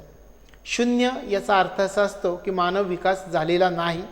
1 याचा अर्थ असा असतो की संपूर्ण मानव विकास झालेला आहे. अशा प्रकारे मानव विकास निर्देशांक 0 ते 1च्या दरम्यान असतो. युनायटेड नेशन्स डेव्हलपमेंट प्रोग्रॅमनं जागतिक स्तरावर पहिला मानव विकास अहवाल 1990 मध्ये जाहीर केलेला होता. हे या ठिकाणी लक्षात ठेवावं. यानंतर आपण हंगर इंडेक्स HI याच्याबद्दल माहिती समजावून घेणार आहोत. आता हंगर इंडेक्स उपासमारीचा निर्देशांक आपल्याला असं म्हणता येईल. निर्धनतेचं तीव्र स्वरूप म्हणजे उपासमार. आणि याच्यामध्ये IFPRI म्हणजे international food policy research institute ही जी संस्था आहे, ही संस्था उपासमारीचा GHI ग्लोबल हंगर इंडेक्स हा निर्देशांक काढते. म्हणजे सुरुवातीला कोणत्या संस्थेमार्फत उपासमारीचा निर्देशांक काढला जातो आणि कोणता निर्देशांक काढला जातो, तर international food policy research institute या संस्थेमार्फत उपासमारीचा निर्देशांक काढला जातो आणि त्याचं नाव आहे GHI ग्लोबल हंगर इंडेक्स हा निर्देशांक काढला जातो. आता ग्लोबल हंगर इंडेक्स काढताना उपासमारीशी निगडीत 3 घटकांचा विचार केला जातो. आता ग्लोबल हंगर इंडेक्स जो आहे तो GHI काढण्याचा उद्देश कोणता आहे ते समजावून घेऊयात. लोकसंख्येतील कुपोषणामधील प्रमाण, बालकांमधील कुपोषणातील प्राबल्य आणि बालमृत्यूदर, प्रादेशिक आणि वेगवेगळ्या देशांमधील उपासमारीचं असणारं प्रमाण शोधून त्यांच्या निर्मूलनासाठी प्रयत्न करता यावेत या उद्देशानं हा ग्लोबल हंगर इंडेक्स काढला जातो. म्हणजे ग्लोबल हंगर इंडेक्स कोणत्या उद्देशानं काढतात, तर या उद्देशानं हा इंडेक्स काढला जातो. आता ग्लोबल हंगर इंडेक्स दर्शवण्याची पद्धत कोणती असते ते आपण समजावून घेऊयात. कसा दर्शवतात ग्लोबल हंगर इंडेक्स, तर ग्लोबल हंगर इंडेक्स 0 ते 100च्या दरम्यान असतो. 0 म्हणजे चांगला निर्देशांक असतो, याचा अर्थ उपासमार नसणं असा होतो. 100 म्हणजे अति वाईट निर्देशांक असतो. आता याच्यामधील भाग आपण पाहूयात. 0 ते 5 म्हणजे कमी उपासमार असते, 5 ते 9.9 म्हणजे मध्यम उपासमार असते, 10 ते 19.9 म्हणजे गंभीर उपासमार असते, 20 ते 29.9 म्हणजे धोक्याची घंटा असते आणि 30 म्हणजे अत्यंत भयावह उपासमार असते. अशा प्रकारे आपल्याला या GHI ग्लोबल हंगर इंडेक्स कोणत्या पद्धतीने दर्शवला जातो, तर या पद्धतीने दर्शवला जातो. त्यानंतर भारताचा GHI किती आहे हे पाहूयात. 1990 मध्ये भारतात GHI 30.3% होता, 1996 मध्ये 22.6% होता, 2001 मध्ये 24.2% होता, 2012 मध्ये 22.9% हा GHI झालेला आहे. म्हणजे अजूनही भारताचा ग्लोबल हंगर इंडेक्स धोक्याची सूचना देणारा ग्लोबल हंगर इंडेक्स म्हणून ओळखला जातो. आणि 2012 मधील 22.9 GHI बरोबर 79 गुणानुक्रमात भारताचा देशामध्ये इतर देशांमध्ये अनुक्रम जो होता तो 65वा क्रमांक होता. आणि प्रथम क्रमांक अझरबैजान या देशाचा होता, त्याचा 5 GHI एवढा होता. दुसरा क्रमांक चीनचा 5.1 ग्लोबल हंगर इंडेक्स चीनचा होता. आणि 79वा क्रमांक जो होता तो बुरुंडी देशाचा होता, तो बुरुंडी देशांचा 37.1 ग्लोबल हंगर इंडेक्स होता. या ठिकाणी आपण म्हटलं की 79 जे गुणानुक्रम होते त्याच्यामध्ये भारताचा अनुक्रम मात्र 65वा आहे. 2012 मध्ये भारताचा ग्लोबल हंगर इंडेक्स आहे 22.9 म्हणजे 65वा क्रमांक आहे भारताचा. यानंतर आपण 2005 मध्ये international food policy research institute म्हणजे IFPRI ना 117 देशांचा GHI मोजला, ग्लोबल हंगर इंडेक्स मोजला. आणि या अहवालानुसार भारताचा ग्लोबल हंगर इंडेक्स 38.5 म्हणजे धोक्याची सूचना देणारा होता. 2015 मध्ये ग्लोबल हंगर इंडेक्स 29 आहे, म्हणजे 2005 ते 2015 दरम्यान 9.5 अंकांनी हा ग्लोबल हंगर इंडेक्स कमी झालेला दिसून येतो. तरीसुद्धा हा अंकसुद्धा गंभीर उपासमार दर्शवताना दिसत आहे. अशा प्रकारे ग्लोबल हंगर इंडेक्स याबद्दल आपल्याला माहिती सांगता येईल. यानंतर गिनी गुणांक, गिनी निर्देशांक याबद्दल आपल्याला माहिती सांगता येईल. गिनी गुणांक किंवा गिनी निर्देशांक. सुरुवातीला गिनी गुणांक कशासाठी काढला जातो हे समजावून घेऊयात. अर्थव्यवस्थेमधील उत्पन्नाच्या असमान वाटपाच्या अभ्यासासाठी गिनी गुणांक काढला जातो. यासाठी एक आलेख काढतात. या आलेखामध्ये क्ष अक्षावरती कमी उत्पन्नावरील लोकसंख्येपासून जास्त उत्पन्न मिळणाऱ्या लोकांची संख्या मांडली जाते आणि य अक्षावरती उत्पन्नामधील वाटा मांडला जातो. पहा, क्ष आणि य अक्ष. क्ष अक्षावरती कमी उत्पन्नामधील लोकसंख्येपासून जास्त उत्पन्न मिळणाऱ्या लोकांची संख्या मांडली जाते आणि य अक्षावरती उत्पन्नामधील वाटा मांडला जातो. जर सर्वांचं उत्पन्न समान असेल तर 45 अंशाचा कोन तयार होतो. म्हणजे या ठिकाणी लक्षात ठेवायचं, जर सर्वांचं उत्पन्न समान असेल तर 45 अंशाचा कोन तयार होतो. जर उत्पन्नामध्ये विषमता असेल तर रेषालेखाला वक्रता येते, ज्याला लॉरेंज वक्रता असं म्हणतात. म्हणजे रेषालेखाला वक्रता केव्हा येते? जर उत्पन्नामध्ये विषमता असेल तर रेषालेखाला वक्रता येते, याला लॉरेंज वक्रता असं म्हणतात.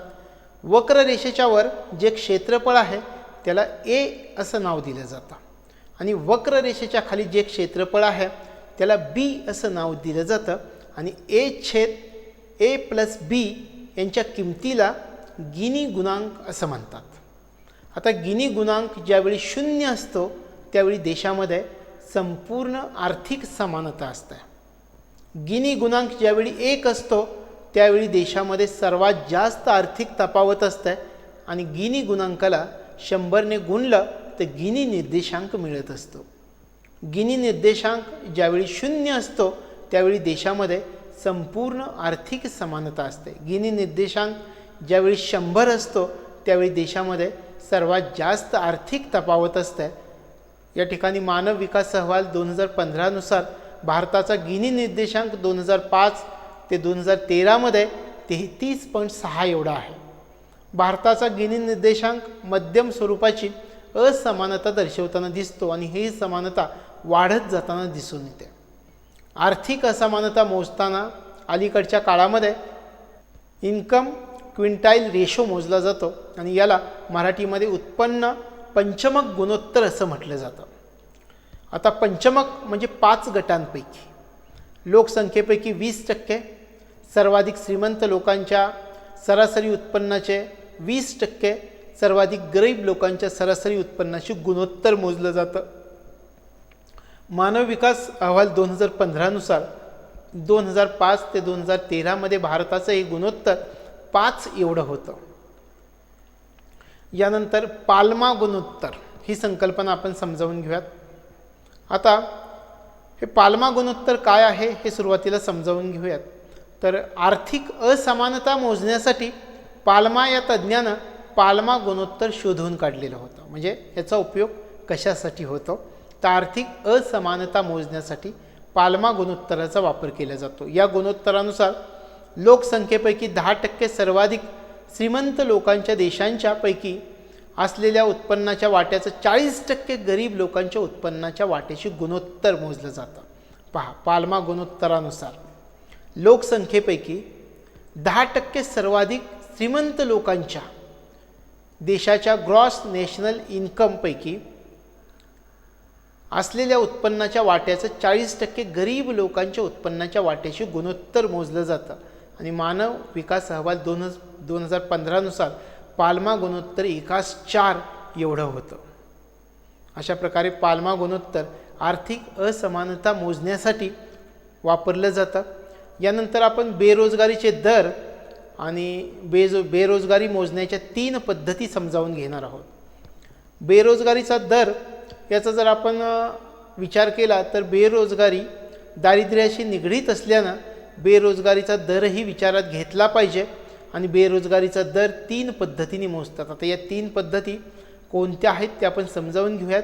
याच्यामध्ये UPS युज्युअल प्रिन्सिपल स्टेटस या नावाने याला ओळखलं जातं. त्यानंतर CWS करंट विकली स्टेटस आणि CDS म्हणजे करंट डेली विकली स्टेटस या नावाने यांना ओळखलं जातं. या आहेत 3 पद्धती, UPS, CWS आणि CDS. आता सुरुवातीला UPS म्हणजे युज्युअल प्रिन्सिपल स्टेटस विषयी आपण माहिती घेऊयात. या पद्धतीमध्ये वर्षभर रोजगार न मिळालेल्यांची संख्या मोजली जाते. पहा UPS पद्धतीमध्ये कोणाचं मोजमाप केलं जातं? ज्यांना वर्षभर रोजगार मिळालेला नाही अशांची संख्या UPS पद्धतीमध्ये मोजली जाते. या पद्धतीमध्ये काढलेला दर हा व्यक्ती दर म्हणजे पर्सन रेट असतो. त्यानंतर CWS याला आपण करंट विकली स्टेटस असं म्हणतो. या पद्धतीमध्ये सर्वेक्षणाच्या विशिष्ट आठवड्यामध्ये, आता या ठिकाणी परिमाण कुठला आहे पहा, सर्वेक्षणाच्या विशिष्ट आठवड्यामध्ये 1 तासाचा सुद्धा रोजगार मिळालेला नाही अशांची संख्या या CWS मध्ये मोजली जाते, करंटली विकली स्टेटसमध्ये. UPS आणि CWS पद्धतीने काढलेला दर हा व्यक्ती दर म्हणजे पर्सन रेट असतो. त्यानंतर CDS करंट डेली स्टेटस. आता याच्यामध्ये करंट डेली स्टेटस या नावाने आपण म्हणतो. या पद्धतीमध्ये सर्वेक्षणाच्या विशिष्ट आठवड्यामधील प्रत्येक दिवसाला सरासरी किती रोजगार मिळाला, परिमाण कुठला आहे पहा, प्रत्येक दिवस. या पद्धतीमध्ये करंट डेली स्टेटस पद्धतीमध्ये सर्वेक्षणाच्या विशिष्ट आठवड्यामधील प्रत्येक दिवसाला सरासरी किती रोजगार मिळाला किंवा रोजगार मिळाला नाही हे मोजलं जातं. आणि CDS पद्धतीने काढलेला जो दर असतो तो टाईम रेट म्हणजे कालदर असतो. CDS पद्धतीमध्ये खुली आणि आंशिक या सर्व प्रकारच्या बेरोजगारीचं आकलन होत असतं. CDS पद्धत बेरोजगारीचं योग्य चित्र दाखवत असते आणि नियोजन आयोग ज्यावेळी धोरणं ठरवतं त्यावेळी या CDS पद्धतीचा वापर नियोजन आयोगाकडून केला जात असतो. अशा प्रकारे बेरोजगारी मोजण्याच्या या 3 पद्धती आपल्याला लक्षात ठेवाव्या लागतील. UPS, CWS आणि CDS करंट डेली स्टेटस. त्यानंतर आता आपण पॉवर्टी गॅप इंडेक्स याच्याविषयी माहिती समजावून घेऊयात. आता सुरुवातीला पॉवर्टी गॅप इंडेक्स कशाला म्हणतात हे समजावून घेऊयात. एखाद्या लोकसंख्येमधील दारिद्र्य रेषा निश्चित केल्यानंतर या सरासरी दारिद्र्य रेषेपासून दारिद्र्याचं अंतर याला पॉवर्टी गॅप इंडेक्स असं म्हटलं जातं. आता या ठिकाणी पहा, पुन्हा एकदा आपण व्याख्या समजावून घेऊयात. पॉवर्टी गॅप इंडेक्स एखाद्या लोकसंख्येमधील दारिद्र्य रेषा निश्चित केल्यानंतर या सरासरी दारिद्र्य रेषेपासून दारिद्र्याचं अंतर जे आहे त्याला पॉवर्टी गॅप इंडेक्स म्हणून ओळखलं जातं. आणि दारिद्र्य रेषेवरील सर्व लोकांचा हा पॉवर्टी गॅप इंडेक्स 0 समजला जातो. दारिद्र्य रेषेखालील लोकांची सरासरी दारिद्र्य रेषेपेक्षा जितकी जास्त गरिबी असेल तितका PGI जास्त असतो, म्हणजे पॉवर्टी गॅप इंडेक्स जास्त असतो. पॉवर्टी गॅप इंडेक्सची संकल्पना गौरव दत्त आणि मार्टिन रॅवेल यांनी सुचवलेली होती, हे या ठिकाणी लक्षात ठेवावं. 1995 ते 1997 या कालावधीसाठी पॉवर्टी गॅप इंडेक्स शहरी भागासाठी 7.27 आणि ग्रामीण भागासाठी 8.21 एवढा होता. 2010 मध्ये भारताचा पॉवर्टी गॅप इंडेक्स 7.5 एवढा होता. त्यानंतर स्क्वेअर्ड पॉवर्टी गॅप इंडेक्स. आता ही संकल्पना स्क्वेअर्ड पॉवर्टी गॅप इंडेक्सची जी संकल्पना आहे ही संकल्पना दारिद्र्याच्या अंतराचं म्हणजे पॉवर्टी गॅप इंडेक्सचं वेगवेगळ्या गरीब लोकांमधील तुलनात्मक प्रमाण या अर्थानं या संकल्पनेचा वापर केला जातो. आता या निर्देशांकामुळे कशाचं आकलन होतं तर लोकसंख्येमधील प्रमाण, दारिद्र्य रेषेपासूनचं किंवा दारिद्र्यापासूनचं अंतर आणि गरीब लोकांमधील दारिद्र्याची तफावत आणि तीव्रता या गोष्टींचं आकलन या निर्देशांकामुळे होत असतं. आता SPG इंडेक्स आपण याला म्हणूयात. SPG इंडेक्समुळं दारिद्र्याचं संरचनात्मक आकलन होत असतं.